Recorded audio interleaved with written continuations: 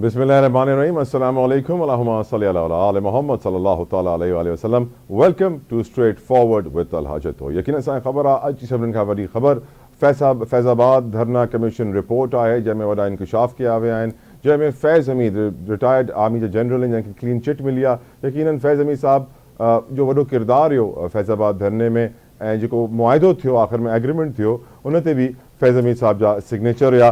थोरो so background तव्हांखे यादि ॾियणु यकीनन ज़रूरी आहे छो कि हिन रिपोर्ट में जेके डिटेल साम्हूं आयूं आहिनि पहिरियों उहे तव्हांजे साम्हूं रखां थो। ये डिटेल्ड रिपोर्ट जेको आहे तक़रीबन 150 पेजिस ते मुश्तमिल आहे, 149 टू बी प्रिसाइज़। ऐं में लिखियलु आहे कि हुकूमती पॉलिसियुनि में जेके ख़ामियूं हुयूं हुन जे करे फैज़ाबाद धरना जहिड़ा वाक़ियात थिया आहिनि ऐं इहो वाज़े मैसेज ॾियो वियो आहे कि ये पॉलिसीज़ असांखे दुरुस्त करणियूं आहिनि, पॉलिसी साज़न खे फैज़ाबाद धरने से मुतालिक़ पॉलिसीज़ बहितर करणियूं आहिनि। ऐं इहो बि लिखियो वियो आहे कि हुन महिल फैज़ हमीद साहब DGC जी पोज़ीशन में हुया ऐं हुननि DGISI ऐं आर्मी चीफ खां इजाज़त मिलण खां पोइ इहो एग्रीमेंट कयो। इहो एग्रीमेंट जेको मुआहिदो कयो जंहिंखां पोइ इहो धरनो ख़तमु थियो, जंहिंखां पोइ वीडियो वायरल थी लिफ़ाफ़ा विराइण वारी। हे बि लिखियलु आहे हिन कमीशन जी रिपोर्ट में कि जेके दस्तख़त या हुन मुआहिदे ते उहा एग्रीमेंट ते हुन में वज़ीर आज़म शाहिद खाकान अब्बासी साहब जा बि दस्तख़त हुआ, वज़ीर दाख़िला एहसन इक़बाल साहब जा बि दस्तख़त हुआ ऐं सभिनीनि इत्तेफ़ाक़ सां उहो एग्रीमेंट कयो। ऐं पोइ असां ॾिठोसीं कि इहो कमीशन त ठही वियो, हिन वॾा कमु कया, इंक्वायरी कई ऐं हिन में फैज़ हमीद साहब जेके जंहिं वॾा इल्ज़ामात थिया कि हिननि जेको आहे सभु का मनूवर कई, हुननि खे क्लीन चिट मिली वई आहे। यकीनन इहा तमामु वॾी ख़बर आहे, पर जेका क़यास आरायूं हाणे थियनि थियूं कि इहो असांखे तव्हांखे ॿुधाइणु घुरिजे छो करे पॉलिटिकल सिनारियो बि कनेक्टेड आहे। ऐं जीअं असांजे प्रोग्राम जो नालो आहे स्ट्रेट फॉरवर्ड, मां चाहींदो आहियां ॻाल्हि तव्हांजे साम्हूं सिधी रखां, सची रखां ताकी जेको आहे हक़ माण्हू पाण डिसाइड कनि कि सही केरु आहे ग़लति केरु आहे। पर इहो वाज़े आहे कि हाणे नून लीग जी हुकूमत आहे ऐं हिन हुकूमत में नून लीग खे अचण खां अॻु में बि जॾहिं बि हुन नवाज़ शरीफ़ साहब स्पेशली जनरल फैज़ हमीद या जनरल कमर जावेद बाजवा जो नालो खयों त फ़ौरन सां सॉफ्टवेयर अपडेट असांखे ॾिसण में आयो। जॾहिं नवाज़ शरीफ़ साहब एहतसाब जी ॻाल्हि कई लंडन में, शहबाज शरीफ़ साहब भॼी करे विया उन्हनि खे ॿुधाइण कि तव्हां इहा ॻाल्हि न कयो। त यकीनन हिन केस खां वॾी शयूं हिन महिल बि कनेक्टेड आहिनि। लॉ एंड ऑर्डर सिचुएशन हुजे, पॉलिटिकल सिनारियो हुजे, जियो पॉलिटिकल सिचुएशन हुजे इंटरनेशनली, सभु का शयूं कनेक्टेड आहिनि। त हिन करे प्रोग्राम में असां तफ़सीलन डिस्कस कंदासीं फैज़ाबाद धरना कमीशन रिपोर्ट खे। गॾोगॾु अॼु यकीनन असांखे ख़बर आहे कोर कमांडर्स कॉन्फ्रेंस बि हुई ऐं 246 असांजी कोर कमांडर्स कॉन्फ्रेंस हुई जंहिंमें यकीनन वंस अगेन असां ॾिठोसीं कि दहशतगर्दी जे ख़ात्मे जो अज़म कयो वियो, ॿुधायो वियो कि फ़ौज ऐं क़ौम गॾु बीठी आहे। इहो बि चयो वियो कि हिकिड़ो कूड़ो प्रोपेगेंडा थिए पियो जेके फ़ौज जे इमेज खे नुक़सानु पहुचाइणु चाहे थो ऐं चाहे थो इहो कूड़ो प्रोपेगेंडा कि हर को फ़ौज जी बुराई करे, जेको न थी सघंदो ऐं हुनखे जवाबु ॾिनो वेंदो। फ़लस्तीन सां इज़हार यकजहती कई वई आहे कोर कमांडर्स कॉन्फ्रेंस में। अॼु जे प्रोग्राम में हुनखे बि डिस्कस कंदासीं। गॾोगॾु ऑफकोर्स असांखे ख़बर आहे सऊदी अरब जो इंपॉर्टेंट डेलीगेशन पाकिस्तान में हिन महिल मौजूदु आहे ऐं अॼु बि हुननि जे लाइ आशाईअ जो एहतमाम कयो वियो आहे जंहिंमें तमामु त पाकिस्तान जे हाईएस्ट पोज़ीशन ते वेठल माण्हू मौजूदु हूंदा ऐं वजह इहा ई आहे कि जेका इन्वेस्टमेंट अचणी आहे पाकिस्तान लाइ तमामु इंपॉर्टेंट आहे। सऊदी अरब जी इन्वेस्टमेंट पाकिस्तान जे मुआशी मुस्तक़बिल लाइ, मुआशी मुस्तक़बिल हूंदो तॾहिं सियासी मुस्तक़बिल हूंदो, तॾहिं ई मुआशिरो हूंदो, समाज हूंदो, सोसाइटी हूंदी। त यकीनन हे इंपॉर्टेंट आहे पाकिस्तान लाइ इन्वेस्टमेंट आणणु ऐं जेके इन्वेस्टमेंट्स हुननि खे ऑफर थियूं आहिनि हुननि जी स्टेटमेंट जे मुताबिक़ डज़न्स अपॉर्चुनिटीज़ यानी दर्जनों अपॉर्चुनिटीज़ यानी तव्हां सम्झी सघो था कि 30 या 40 अपॉर्चुनिटीज़ हुननि खे ॾिनियूं वयूं आहिनि ऐं जेका लिस्ट साम्हूं आई आहे हुननि खे बि डिस्कस कंदासीं। पर यकीनन मां इहो सम्झां थो कि पाकिस्तान वटि हिन महिल इन्वेस्टमेंट्स अट्रैक्ट करण जी वॾी अपॉर्चुनिटी ज़रूरु आहे। वजह इहा ई आहे कि हिकु त असां ॾिसूं था एस्केलेशन ईरान में ऐं इज़राइल में, त वेस्टर्न पावर्स कोशिशि इहे कंदियूं कि पाकिस्तान जो स्टांस इज़राइल जी तरफ़ हुजे। जीअं असां ॾिठोसीं कि वॉर ऑन टेरर में जॾहिं परवेज़ मुशर्रफ साहब 2001 में इहा जंग शुरू थी अफ़गानिस्तान सां तॾहिं बि असांखे इन्वेस्टमेंट्स मिलियूं, पैसा मिलिया, शॉर्ट टर्म जी स्टेबिलिटी आई, बेहतरी आई, पर वरी लॉन्ग टर्म ते नुक़सानु थियो। त हाणे बि जेके इन्वेस्टमेंट्स थियनि थियूं छो जे करे सऊदी डेलीगेशन हाणे आयल आहे, 2-3 ॾींहंनि खां पोइ अमेरिकन डेलीगेशन ईंदो। हिन महिल बि असांजा फाइनेंस मिनिस्टर मोहम्मद औरंगज़ेब साहब अमेरिका में ई मौजूदु आहिनि, उते बिज़नेस कम्यूनिटी सां डायलॉग कनि पिया इन्वेस्टमेंट्स खे आणण लाइ पाकिस्तान में। एंड हे बि असांखे ख़बर आहे कि हिन महीने जी 22 तारीख़ ते बि ईरानी सदर रईसी साहब बि पाकिस्तान ईंदा। त यकीनन हिन महिल जेको इंटरनेशनल जियो पॉलिटिकल सिनारियो आहे उहो पाकिस्तान खे इंपॉर्टेंस थो ॾिए। असांजी लोकेशन अहिड़ी जाइ ते आहे ऐं ऑफकोर्स जेके पाकिस्तान जा मुआशी हालात आहिनि असांजे हुकुमराननि वटि बि को ॿियो ऑप्शन आहे कोन सिवाय हिन जे कि उहो इन्वेस्टमेंट आणनि। जेके सऊदी अरब खे डील्स ऑफर थियूं आहिनि हुनमें ऑफकोर्स पावर सेक्टर जी ट्रांसमिशन लाइन्स, हुनमें मटियारी जी ट्रांसमिशन लाइन आहे, ॿियूं ट्रांसमिशन लाइन्स आहिनि जेको पावर सेक्टर सां ख़बर आहे इलाही प्रॉब्लम्स में आए। डिस्कस करदा से मुझसे अगर मौजूद हैं, मुझे भी ज्वाइन किया है, किसी तारुफ के मोहताज नहीं है, सीनियर माहिर मईशत हैं, एनालिस्ट हैं, दुनिया भर में इन्वेस्टर्स को एडवाइस करते हैं कि उनको इन्वेस्टमेंट्स कैसी करनी चाहिए। And who better to talk about investments than Khurram Shahzad himself. Khurram भाई अस्सलाम वालेकुम, बहुत बहुत शुक्रिया सर आपके वक्त के लिए। I think the line has been disconnected, दोबारा उनको लाइन पर लेते हैं। पर यकीनन जेकी मां तव्हांखे ॿुधायां पियो, जेके अपॉर्चुनिटीज़ ऑफर थियूं आहिनि सऊदी अरब के, उनमें पावर सेक्टर जो वॾो हिकिड़ो पार्ट आहे। तो यकीनन पावर सेक्टर सां ख़बर आहे कि जेको सर्कुलर डेटा जॾहिं हुकूमत आई तॾहिं शहबाज शरीफ साहब चवंदा कि 5000 अरब जो हिन महिल पावर सेक्टर ते सर्कुलर डेटा, हाणे ताईं हो 5600 अरब जो थी चुकियो आहे। त ईअं ई उहो वधंदो थो वञे। ऐं असां IMF खे इहो वादो कयो कि असां हुन सर्कुलर डेट खे हिकिड़ी सर्टेन लिमिट ते फ्रीज़ कंदासीं, रोके छॾींदासीं, जेको अञा ताईं असां न करे सघिया आहियूं। इहा ई वजह आहे कि पावर सेक्टर हिकु त वायबल बि आहे, कमाइण वारो बि इदारो आहे हिते, भले डिस्ट्रीब्यूशन लॉसिस ऐं चोरी जाम हुजनि, पर हिन धंधे खे अगरि सही तरह कयो वञे त हिन में इलाही इनकम जनरेट रेवेन्यू थी सघे थो, जंहिंजे करे जेके इन्वेस्टर्स आहिनि उहो पावर सेक्टर में इलाही इंट्रस्टेड आहिनि। ऐं ऑफकोर्स पावर सेक्टर में जेका क्राइसिस आहे सर्कुलर डेट जे करे, हिन करे असां इलाही इंट्रस्टेड आहियूं एज़ अ कंट्री कि हिन मां असांजी जान छुटे, छो कि इहा चोरी असां ख़तमु करे कोन था सघूं, त हिन करे जल्द अज़ जल्द हिन खे खपायूं। हिन जे अलावा असांखे ख़बर आहे कि पाकिस्तान जा एयरपोर्ट्स ताईं ऑफर थिया आहिनि। जेकर तव्हां एयरपोर्ट्स ई पाकिस्तान जा ख़रीद करणु चाहियो त उहे बि अवेलेबल आहिनि। हिन सां असांखे पाकिस्तान जी हिन महिल इकोनॉमिक डेस्परेशन जो अंदाज़ो थी वञणु घुरिजे कि जॾहिं को मुल्क पंहिंजा एयरपोर्ट्स खपाइण लाइ राज़ी हुजे त उनजा मुआशी हालात छा हूंदा। ऐं असांखे इहो बि ख़बर आहे कि ॿिया इदारा होटल्स आहिनि इस्लामाबाद जा। खुर्रम शहजाद साहब हमारे साथ दोबारा लाइन पे आ गए हैं। खुर्रम साहब अस्सलाम वालेकुम, thank you so very much sir for your time. मैंने कहा सर इन्वेस्टमेंट्स को अगर डिस्कस करना है, who better to discuss it with then Khurram Shahzad. मेरा सवाल यह है खुर्रम भाई आपसे कि इस वक्त जिस तरीके से हमने dozens of opportunities Saudi investors को ऑफर कर दी हैं, हमारी डेस्परेशन इन्वेस्टमेंट्स के लिए दुनिया के सामने अब आया है, क्वाइट ऑब्वियस हो गई है। सर मैं अगर इन्वेस्टर हूँ और मैं अगर ख़रीदार हूँ खुर्रम साहब, और मैं जाता हूँ देखने के लिए कि यार कोई इन्वेस्टमेंट अपॉर्चुनिटी है, तो मैं हमेशा कहता हूँ कोई चांस डील मिल जाए, कोई ऐसी डील मिल जाए जिसमें मुझे 10 रुपए की चीज़ जो है वो 2 रुपए 3 रुपए में मिल जाए। तो आपको लगता है कि सर पाकिस्तान इस वक्त चांस डील से भरा हुआ है और ये हमारे लिए फ़ायदेमंद होगा, नुकसानदेह होगा? हम शॉर्ट टर्म विजन रख रहे हैं सर, इस वक्त लॉन्ग टर्म विजन रख रहे हैं? How do you see the scenario Khurram साहब? जी अस्सलाम वालेकुम, बहुत शुक्रिया मुझे लेने के लिए। देखें, इसमें मेरे ख्याल में डेवलपमेंट ये अच्छी है, बुरी नहीं है। और हम ये कहें कि जी ये हम कोई चांस की डील्स वगैरह कर रहे हैं, तो मतलब में ये ठीक नहीं हुआ, क्योंकि सऊदी अरेबिया जो है हमारा एक स्ट्रेटेजिक जो है वो पार्टनर रहा है भी, और बहुत सपोर्ट किया है। पार्टनर कंट्रीज में सऊदी अरेबिया का नाम काफी ऊपर है, चाइनीज है, उसके अलावा UAE है, और अमेरिका भी रहा है, डेफिनेटली यूरोपियन कंट्रीज भी रहे हैं। बट ये जो हमारे रीजनल पार्टनर कंट्रीज है ना, इन्होंने वन और दी अदर वे हमें बड़ा सपोर्ट भी किया है, और हमने भी किया है डेफिनेटली। हमने जो है अप्स एंड डाउन्स में हम साथ रहे। और आपने देखा होगा कि कभी ऑयल की फैसिलिटी हमें प्रोवाइड करना हो या डिपॉजिट्स प्रोवाइड करने हो, ये हमारी कोताहियां रही हैं कि हमने अपने आप को मैनेज सही तरीके से नहीं किया, अपना हाउस इन ऑर्डर नहीं रखा, जिसकी वजह से हमारी जो इन्वेस्टमेंट एनवायरनमेंट है और इन्वेस्टर की कंसिडरेशन है Pakistan as an investment destination, वो सही नहीं रही। वो फिर डेफिनेटली सेकेंडरी रही इन्वेस्टर्स के लिए। तो ये हमारा इशू रहा कि हमने एनर्जी इशूज ठीक नहीं किए, टैक्सेस बहुत बढ़ा दिए, इन्फ्लेशन इतनी ज्यादा की, इंटरेस्ट रेट्स इतने बढ़ गए, फिर हम IMF प्रोग्राम में 24वीं मरतबा जा रहे हैं। तो ये हमारा अपना हाउस इन ऑर्डर नहीं रहा, जिसकी वजह से ये हुआ। लेकिन ये अच्छी बात है, उसके बावजूद सऊदी इन्वेस्टर्स की तरफ से सीरियसनेस नजर आ रही है, और वो बहुत बड़ी डेलीगेशन के साथ आए। अभी हमने देखना है कि 2019 में भी सऊदी अरेबिया ने जो है वो कमिटमेंट की थी, उस वक्त हमने अपना हाउस इन ऑर्डर नहीं रखा, जिसकी वजह से वो मटेरियलाइजेशन नहीं हुई और इंडिया वो चले गए। इंडिया इन्वेस्टमेंट की बहुत बड़ी, और अब हमें मौका मिला इस पर बिल्ड करने का, मोमेंटम बिल्ड करने का, कि सऊदी इन्वेस्टर को हम जो फैसिलिटेट भी करें, और उसके साथ ऐसा एनवायरनमेंट क्रिएट करें कि ये कंट्री न्यूट्रल हो जाए, या इन्वेस्टर न्यूट्रल हो जाए, कि कोई भी आए हम सबको फैसिलिटेट करें, और इसमें विन विन होना चाहिए कि पाकिस्तान का बेनिफिट हो और उस इन्वेस्टर का भी बेनिफिट हो, तब चीज आगे बढ़ती है और सोसाइटीज को फायदा होता है। राइट। मेरी आज गुफ्तगू हो रही थी खुर्रम साहब, साबिक वजीर खजाना है सलमान शाह साहब, उन्होंने तकरीबन आपका ही यही मैटर रखा। जिस तरह आपने वर्ड यूज़ किया मटीरियलाइजेशन, बिल्कुल बहुत बड़ा कंसर्न है हर बंदे का। क्योंकि सर थोड़ा वक्त पहले मुझे याद पड़ता है खुर्रम साहब, वो सऊदी अरब ने कहा था कि सऊदी अरब जो है वो रिफाइनरी बनाएगा बलोचिस्तान में, जो कि मटीरियलाइज नहीं हुआ। सर ट्रांसपेरेंसी का बड़ा मसला है, और अगेन जिस तरह आपने ही कहा नेशनल इंटरेस्ट को सबसे पहले रखना है, कौमी मफाद को पहले रखना है, ना कि ज़ाती मफाद को या अपने किकबैक्स को।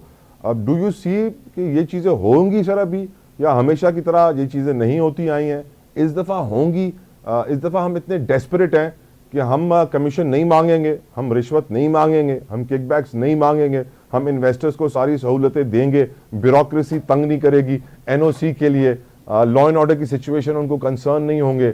हम जानते हैं इन्वेस्टर्स सर बलूचिस्तान में लॉ एंड ऑर्डर को सबसे पहले रखते हैं। Do you see these things happening Khurram साहब, या फिर वो बस दिल पिशोरी हो रही है, दिल बहलाने के लिए ख्याल अच्छा है, करते हैं दोबारा सब कमाएंगे? अच्छा, मुझे इस मरतबा लगता है कि क्योंकि पूरी लीडरशिप इन्वॉल्व है, चाहे वो पॉलिटिकल लीडरशिप हो, चाहे वो हमारी जो है वो मिलिट्री लीडरशिप हो। तो यानी आप कह रहे हैं पहले सिर्फ पॉलिटिकल होती थी, अब मिलिट्री आ गई है, साथ पूरी हो गई है, कंप्लीट हो गई है, तो अब शायद ट्रांसपेरेंसी आ जाए। नहीं, मैं ये कह रहा हूँ कि जब सब इन्वॉल्व होते हैं तो एक कलेक्टिव फोर्स होती है, कलेक्टिव इम्प्लीमेंटेशन पावर होती है, और जब इतने लोग इन्वॉल्व हों तो ये आसान नहीं होता कि आप कोई साइड पे कोई डील्स कर सकें या कोई क्वेश्चंस कर सकें।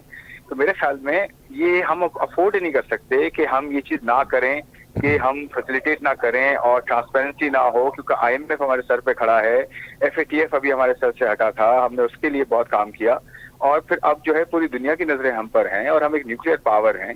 मेरे ख्याल में हम अफोर्ड नहीं कर सकते कोई गलत चीज करना और रिफॉर्म्स ना करना और इन्वेस्टर्स को सही तरीके से फैसिलिटेट ना करना। अब ये हमारे वो कहते हैं ना, ball is in our court now, कि हम उसको बेहतर तरीके से किस तरह से खेलते हैं, किस तरह से हम जो है वो इम्प्लीमेंट करते हैं अपने लोगों के लिए, अपने मुल्क के लिए, और अपनी रिसोर्स को सही इस्तेमाल करके और अपने लोगों के बेनिफिट के लिए काम करते हैं। लेकिन इसमें सबसे बड़ी बात ये, अगर स्पेसिफिक्स की बात करें तो बात हो रही है कि मिनरल्स में इन्वेस्टमेंट की बात हो रही है, एग्रीकल्चर में बात हो रही है इन्वेस्टमेंट की, एनर्जी में बात हो रही है। खुर्रम भाई, एयरपोर्ट्स तक ऑफर कर दिए गए हैं कि आपको एयरपोर्ट्स भी चाहिए तो ले लें।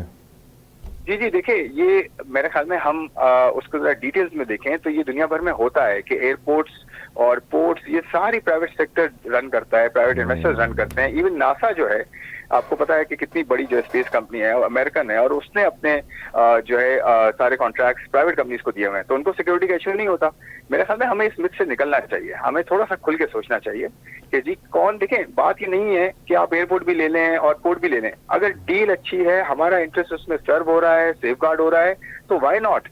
मतलब बेनिफिट के लिए काम करना है ना, हमने ये तो नहीं रख के बैठ जाना कि जी सब हम खुद ही चलाएंगे और खुद ही सब कुछ करेंगे, और फिर गलत काम भी हुआ हमारे यहाँ, तो हमने करके देख लिया ना, सारे गलत काम हुए ना उसकी वजह से। Let the private investor come in and do the things. चले खुर्रम भाई, मुझे ये समझा दीजिए, ईरान की सिचुएशन और इजराइल के दरमियान जो एस्केलेशन हुई है, उसके बाद हम जानते हैं कि अभी सऊदी डेलीगेशन आया है, थोड़े वक्त के बाद अमेरिकन डेलीगेशन आएगा। इस वक्त हमारे फाइनेंस मिनिस्टर मौजूद हैं अमेरिका के अंदर। इसी महीने की 22 तारीख को ईरानी सदर आ रहे हैं। पाकिस्तान की ऑफकोर्स जो हमारी जोग्राफिकल लोकेशन है उसकी वजह से हमारी वैल्यू बहुत ज़्यादा बढ़ गई है, और हम जिस लॉबी का हिस्सा रहे हैं खुर्रम साहब, उससे हमारा क्या हाल हुआ है वो हमारे सामने है। क्या इस वक्त जो नई दुनिया के लीडर्स के सफ बंदी हो रही है, नई लॉबीज बन रही हैं, आपको लगता है पाकिस्तान को उसी लॉबी का हिस्सा रहना चाहिए, उसी पॉलिसी का हिस्सा रहना चाहिए, या सोचना चाहिए कि हम तबाह क्यों हुए हैं? बिल्कुल, आपका ये जो सेकंड पॉइंट है, ये हमें सोचना चाहिए कि हम तबाह क्यों हैं और हम किसी कैंप का हिस्सा ना बने। अपने डिप्लोमेटिक रिलेशंस हम सबके साथ अच्छे रखें, सबके साथ ट्रेड की बात करें, इन्वेस्टमेंट की बात करें, और एड की बात ना करें।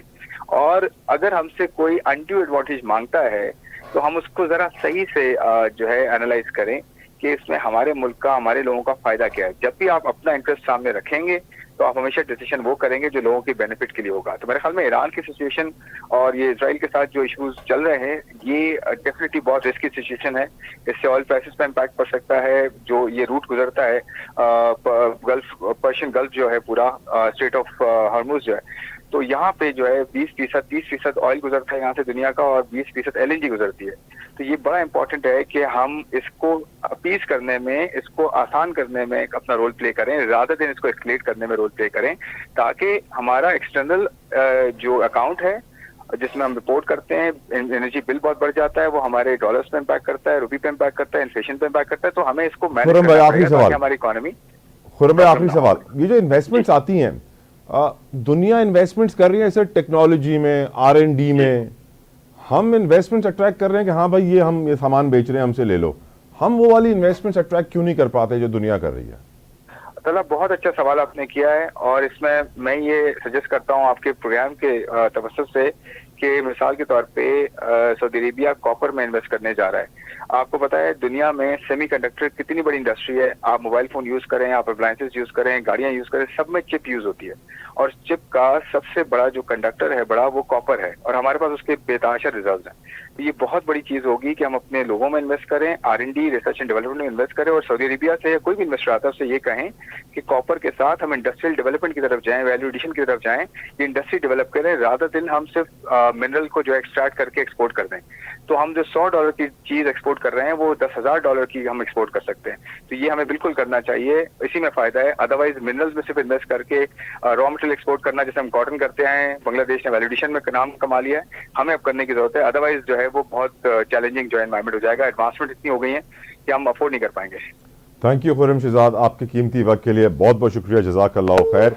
यकीनन जेका गाल खुरम साहब भी करे पियो हुन खे सेकंड कंदे तव्हांखे ॿुधाईंदुसि कि जीअं कानकुनी माइंस एंड मिनरल्स जो कमु थींदो आहे, असां एक्सपोर्ट कंदा आहियूं, त जेके फॉरेन इन्वेस्टर्स ईंदा आहिनि उहे वॾा वॾा पीस खणी करे पंहिंजे मुल्क खणी वेंदा आहिनि, उते वञी खोले ॾिसंदा आहिनि कि अंदरि छा छा निकितो आहे। नॉर्मली असां हिकिड़े XYZ रेट ते किलो जे हिसाब सां माल खपायूं था, पर हुनजे अंदरि जेके रेयर अर्थ एलिमेंट्स आहिनि उहे एतिरा महांगा आहिनि कि असां सोचे बि कोन था सघूं। अगरि पाकिस्तान में ई उहे खुलनि ऐं पत्थर जे अंदरि जेका शइ निकिरे हुन हिसाब सां ई खपिजे, त तव्हां अंदाज़ो कोन था करे सघो कि पाकिस्तान वटि अलाह साईं जा ॾिनल केतिरा ख़ज़ाना आहिनि। Take a break.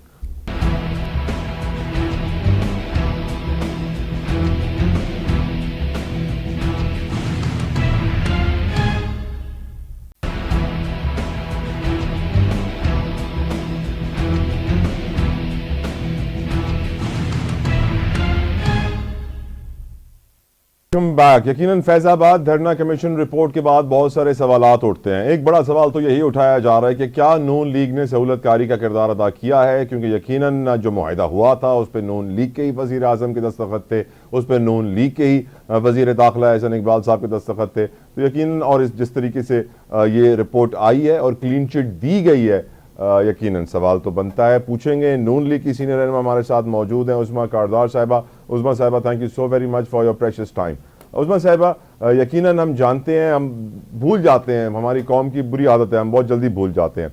लेकिन नवाज शरीफ साहब ने लंदन में कहा था ना कि एहतसाब होगा कमर जावेद बाजवा का, फैज़ हमीद का, फ़ौरन से शहबाज शरीफ साहब गए थे याद दिलाने उनको कि नहीं नहीं ऐसी बातें आपने नहीं करनी, अभी हमने वज़ीर आज़म बनना है। जब जब ये बात की गई है, जब जब ये नाम लिए गए हैं, तो फ़ौरन से चुप करा दिया गया है कि नहीं इनके नाम ना लिए जाएं। अब यही देखा जा रहा है कि फैज़ाबाद धरना कमीशन, जिसमें कहा जा रहा था, एक्सपेक्ट ये किया जा रहा था कोई सख्त फैसला आ जाएगा, स्पेशली जनरल फैज़ हमीद के खिलाफ आ जाएगा, तो अब हम देख रहे हैं कि नहीं, उनको क्लीन चिट मिल गई है।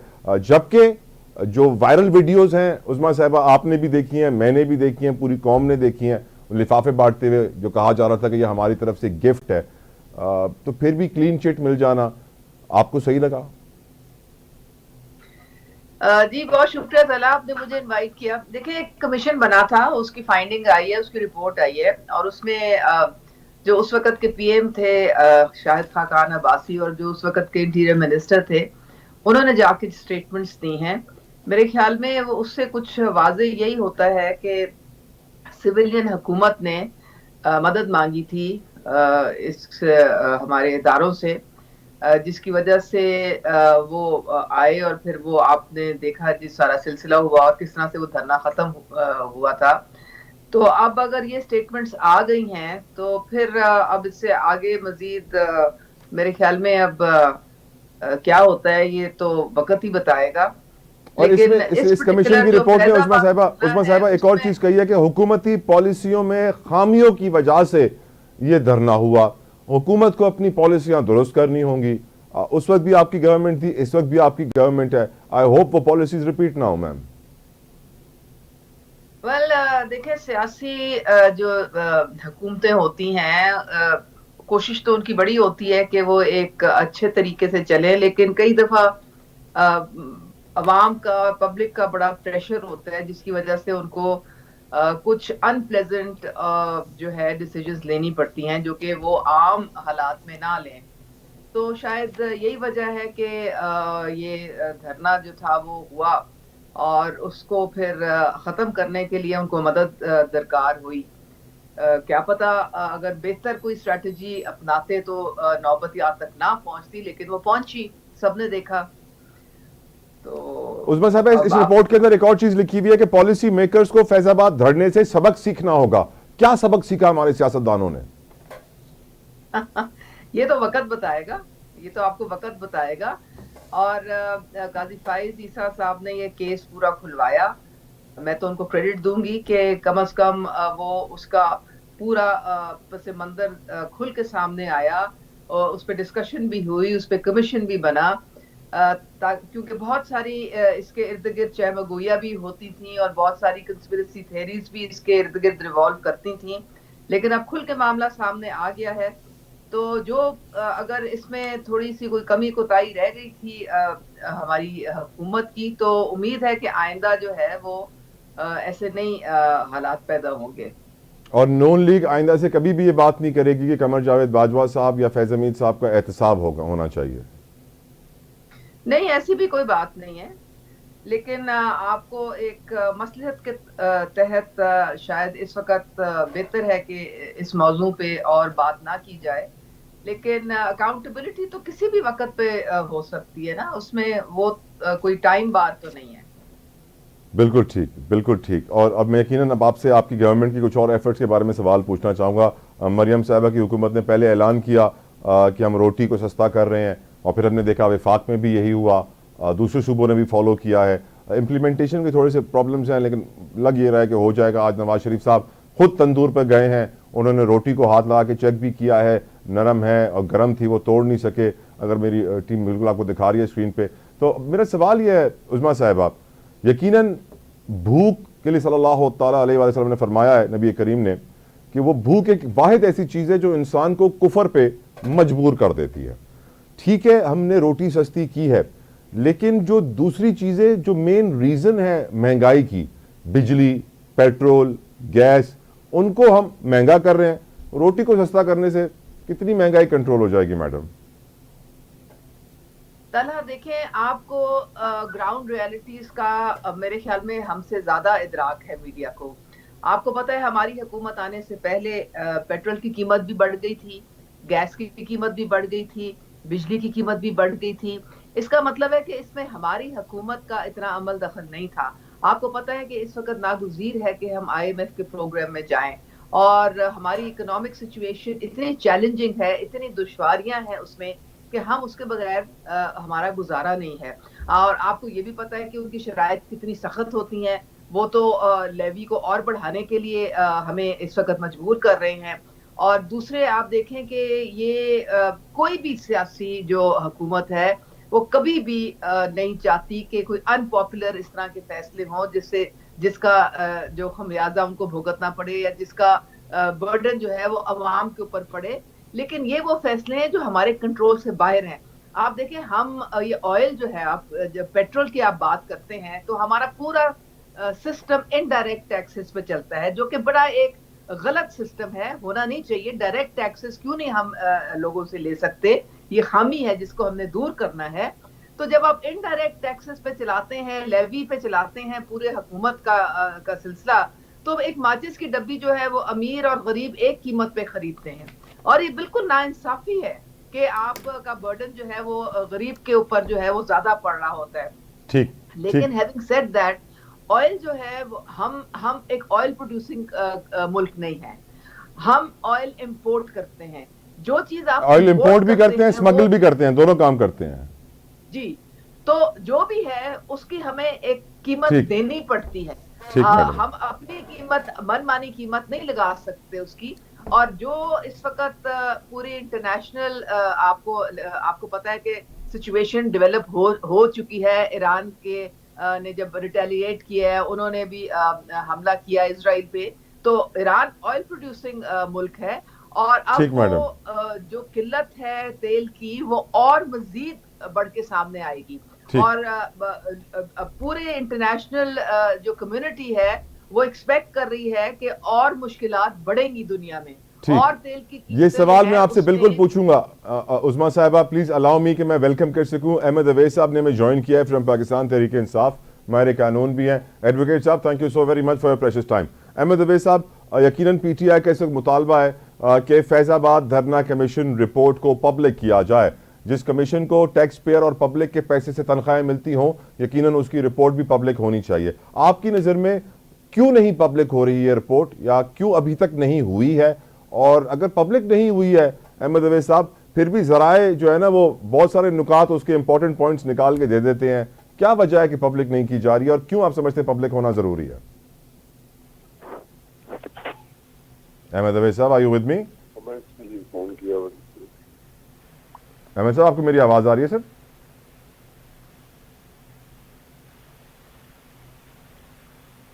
नो राइट, हम कनेक्शन दोबारा से बहाल करते हैं। ये बताइएगा उस्मा साहिबा, यकीनन अब आप जिस तरफ जा रही थी, ईरान का जिक्र कर रही थी आप, उस्मा साहिबा मुझे कुछ मुशर्रफ साहब का दौर याद आ रहा है, जब वॉर और टेरर हो रही थी, जब अमेरिका अफगानिस्तान से जंग कर रहा था, अमेरिका को बेसिस चाहिए थी। आज भी कहा जा रहा है कि इजराइल को ईरान के खिलाफ बेसिस चाहिए बहुत बड़ी तादाद में, और तुर्की ने, कतर ने, कोयत ने बेसिस देने से मना कर दिया है। अब ये भी कहा जा रहा है कि वैसी ही गलतियां हम दोबारा ना करें जो मुशर्रफ साहब ने की थी, कि हमने शॉर्ट टर्म गेन के लिए लॉन्ग टर्म अपने पड़ोसी को नाराज कर लिया, अफगानिस्तान को।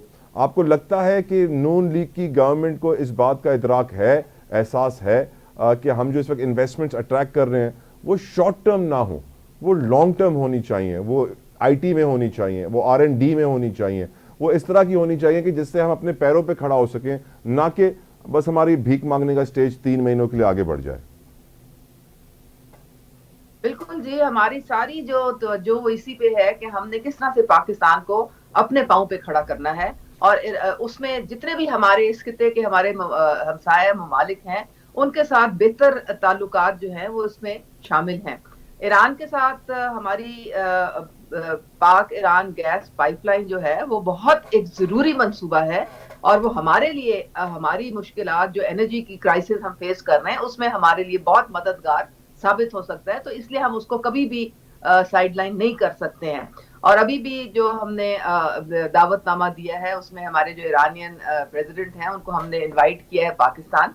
तो इसका ये क्लियर मैसेज है, क्लियर सिग्नल है कि हम अपना नेशनल इंटरेस्ट देखेंगे और हम किसी की डिक्टेशन पे नहीं चलेंगे। हम चाहते हैं सबके साथ अच्छे रवाबित रखने, यही हमारी फॉरेन पॉलिसी है कि हम किसी के साथ भी जो है वो नहीं चाहते कि टेंशन हो या हमारे ताल्लुकात खराब हो, और अपना जहाँ हमारा इंटरेस्ट आएगा वो फिर वो सबसे ज्यादा हमारे लिए वो सुप्रीम होगा।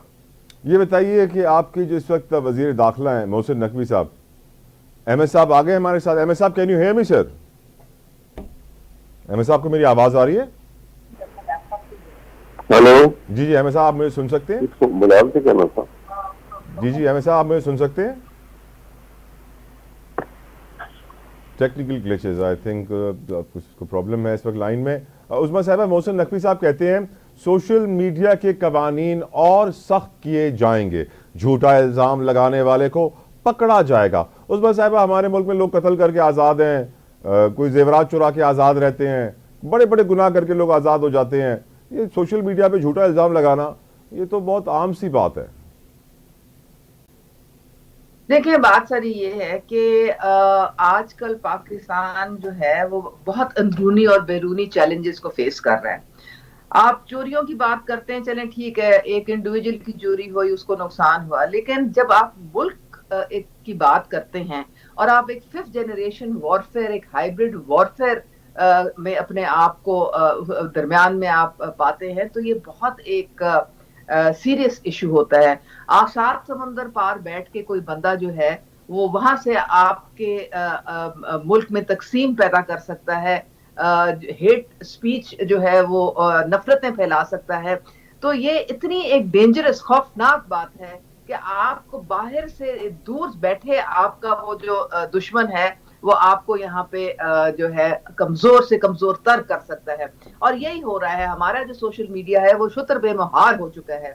हमारे अपने लोग जो हैं वो इस्तेमाल किए जा रहे हैं, वो अपनी कुछ बाहर के और कुछ अंदरूनी अपने जो एजेंडे हैं उनको पूरा करने के लिए आप इदारों में देखेंगे कि तकसीम पैदा की जा रही है। आप लोगों को, अवाम को उकसा रहे हैं अपनी अफवाज के खिलाफ, अपनी बाकी इदारों के खिलाफ। और उस्मा साहिबा, एक अच्छी बात भी तो बताएं ना। झूठ का, उस्मा साहिबा, और उस्मा साहब देखिए इतना ना, शदीद हो चुका है कि इससे इससे पाकिस्तान का बहुत नुकसान हो रहा है। तो ये इस चीज को आपको कंट्रोल करना पड़ेगा। आप इसको बेलगाम नहीं छोड़ सकते हैं, वरना आपको शदीद नुकसान पहुंचेगा। पाकिस्तान की सालमियत को बहुत देखिए शदीद आपने नुकसान आपने उस्मा पहुंचेगा। साहब सोशल मीडिया की आपने इतनी बताया कि बड़ा गलत हम इस्तेमाल कर रहे हैं, लेकिन एट द सेम टाइम देखिए ना, दोनों साइड्स देखनी चाहिए। ग्लास आधा भरा हुआ भी है, खाली भी है। वो मिल्लत एक्सप्रेस में वो जो 30 साल मरियम थी, उस्मा साहबा आप भी एक औरत हैं, आपने भी वो वीडियो देखी होगी जिसमें वो पुलिस वाला बड़े जोर से बेदर्दी से उस औरत को मार रहा है, और थोड़ी देर के बाद वो औरत जो है रेलवे ट्रैक्स पे उसकी लाश पड़ी हुई मिलती है, हाथ कटा हुआ है, टांग कटी हुई है, और फिर जो है उसकी पोस्टमार्टम रिपोर्ट भी आ जाती है कि कोई तशद्दुद नहीं हुआ। फिर एनी शाहिदीन भी आ जाते हैं कि हाँ ये पागल थी और इसने छलांग लगा दी खुद से। मतलब हम क्या इतने बेवकूफ़ हैं कि बच्चे हैं? हमें समझ में नहीं आएगा कि 5 मिनट पहले पुलिस वाला मार रहा था, 5 मिनट बाद उसकी लाश रेलवे ट्रैक पे है, नहीं उसने खुद छलांग लगा दी। तो आप एक औरत होने के नाते आपको लगता है कि सही हो रहा है? नहीं देखें, ये मैं आपको बता रही हूँ कि सोशल मीडिया के जहाँ नेगेटिव उसका जो मनफी जो उनकी इस्तेमाल है, उसी तरह से उसका एक अच्छा भी पहलू है। और जब एक मीडिया पे एक चीज आती है जिसमें जुराइम शामिल हैं, जिस तरह ये मरियम का बहुत अफसोसनाक वाकया है, मुझे दिली तकलीफ है जब मैं इसको देखती हूँ, तो उससे उससे कम से कम आपको खुल के पता चलता है कि एक्चुअली तस्वीर के दो रुख क्या थे। और उसमें कुछ सबूत भी हमें हमारे सामने आते हैं। ऐसे ये तो एक मैं कहती हूँ कि एक इंसानियत का इसमें बेहतरी है कि आपको कोई जाए वकूफ पे कोई आपको मिल जाती एविडेंस मिल जाती है, और उससे आप अपनी एक मैडम बेनजीर को शहीद करने के बाद जिस तरह जाए वकू को धोया गया था ना, तो हमारे यहाँ एविडेंस जाया करने में पीएचडी की भी होती है सिस्टम ने। Let me try once more time. Ahmad Awais साहब ने दोबारा मुझे ज्वाइन किया, प्लीज अलाउ मी। ये नहीं, लेकिन ये देखे ना, ये अफसोसनाक पहलू है ना, बहुत अफसोसनाक, बहुत अफसोसनाक। मैं कहता हूँ रोने का मकाम है, चुल्लू भर पानी में डूब मरने का मकाम है। अहमद अवैस साहब, मैं चौथी बार ट्राई कर रहा हूँ, क्या आप मुझे सुन सकते हैं सर? जी हाँ, बिल्कुल आ रही आवाज। अल्हम्दुलिल्लाह। सर ये बताइए, आप कह रहे हैं कि ये रिपोर्ट जो है जो आई है धरना कमीशन की, ये पब्लिक होनी चाहिए। क्या वजह है कि इसको पब्लिक अभी तक नहीं किया गया है? क्या वजह है कि आप ये डिमांड कर रहे हैं सर? इसलिए कि फैब्रिकेटेड है। आप देखिए ना कि वो आपने वो वीडियो देखी होगी किस तरीके से उस पर तशद्दुद हुआ है, और कैसे एक पुलिस वाला जो है एक खातून के ऊपर किस बेदर्दी के साथ उसको मार रहा था। सर वो वायरल वीडियो में अहमद साहब जब उस पुलिस वाले ने आईजी को मां की गाली दी थी, तो उस पुलिस वाले का भी जहनी तवाजुन बाद में खराब डिक्लेयर कर दिया गया था कि बेचारा बेकसूर है, इसका जहनी तवाजुन ठीक नहीं है, उसने गलती से आईजी को मां की गाली दे दी थी। याद होगा सर आपको? देखिए, जब इस तरीके से आप इसको प्रोटेक्ट करेंगे और इंसानियत के वो जो बुनियादी असूल हैं और या अखलाकियात के जो पहलू हैं उनको नजरअंदाज करेंगे, तो फिर तो आप इस किस्म के वाकयात जो हैं ये बढ़ते भी चले जाएंगे, और एक दिन आएगा कि खुद इसका शिकार हो जाएंगे। ये बड़ी खतरनाक बात है, और देश में हुकूमत को चाहिए कि इन मामला को बड़ा चेकअप करें इनको, और सख्त सजा की तरफ जाए, ताकि जितनी एडमिनिस्ट्रेशन मजबूत होगी और जितनी ऑनेस्ट होगी और जितना डिस्पैशनेट होकर वो आवाम की खदमत का जज्बा लेके सामने आएगी, तो उससे हालात बेहतर होंगे और गुड गवर्नेंस की शक्ल भी निकलेगी। लेकिन सर आप जानते हैं हमारे मुल्क में सजा और जजा का निज़ाम तो ना होने के बराबर है सर।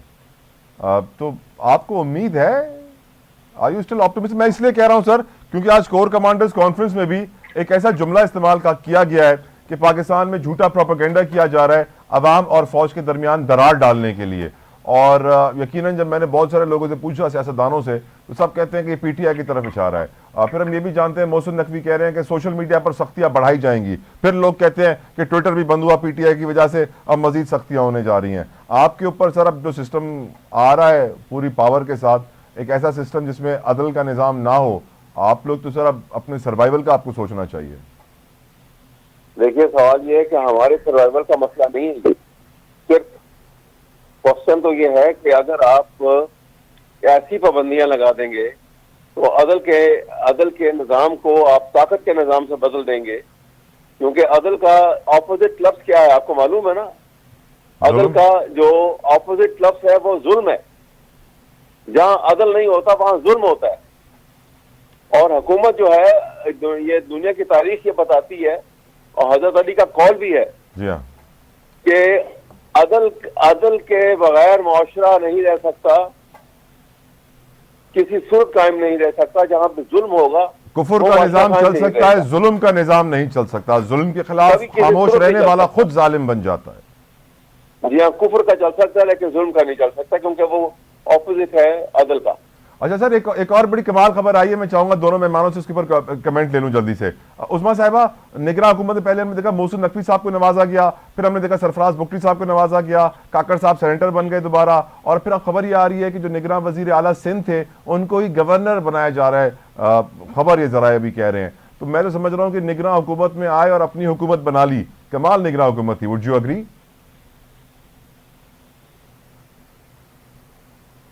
देखिए, मोहसिन नकवी साहब की तो परफॉर्मेंस बहुत अच्छी थी, तो शायद इसकी वजह से ये सोचा गया कि आगे भी मजीद उनकी खदमात ली जाएं। बाकी साहब जो हैं, उनकी तो इतना मुझे को खास वहां पे कोई तहलका खेस किस्म की परफॉर्मेंस नजर नहीं आई। बस ठीक थी, मीठा मीठा आहिस्ता आहिस्ता वो चलाते रहे सिंध को। तो वो भी अगर बन जाएंगे गवर्नर तो उनकी किस्मत। आप कैसे देखते हैं सर इसको, अहमद अवैस साहब, जो निगरान हुकूमत में एक और हस्ती को जो है कहा जा रहा है अब नवाजा जाएगा? देखिए, मुल्क में डिफेक्टिव मार्शल लॉ है, इसको मत भूलिए। और ये खतरनाक तरीन सूरत हाल है इस लिहाज से कि आपने एक फसाद सामने रखा हुआ है कि जी आइन की हुक्मरानी है, कानून की बालादस्ती है और डेमोक्रेटिक सेटअप है हमारा। लेकिन इन तीनों में से सारी तीनों चीजें मिसिंग है। और हुक्मरानी जो है वो डेस्पोटिक रूल है पाकिस्तान के अंदर, और rule of law has been substituted by rule of authority. यह खतरनाक तरीन सूरत हाल है जिससे हम दो चार हैं, और इसमें पाकिस्तान को हर लिहाज से खतरे ने घेरा हुआ है सब तरफ से। और इस ऐसे सिचुएशन के अंदर हमारी ना इकोनॉमी सुधर सकती है, ना आवाम के शब रोज जो है वो बदल सकते हैं, ना वो भूख नंग और जो जिस मुसीबत से आपने देखा कि पॉवर्टी लाइन पाकिस्तान में 55% से ऊपर निकल गई है। ये खतरनाक बात है, इसको कोई सोचने को तैयार नहीं है इसके ऊपर। सर सस्ती रोटी दे रहे हैं ना, सस्ती रोटी दे रहे हैं ना।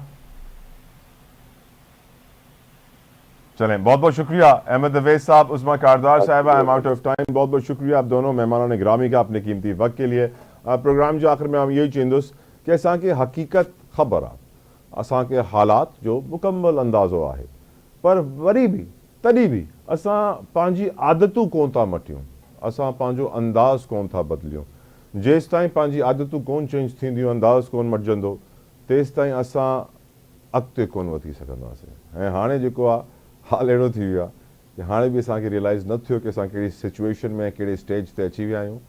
Then it will be too late. मूंखे इजाज़त ॾियो। अंटिल नेक्स्ट टाइम, अल्लाह हाफ़िज़।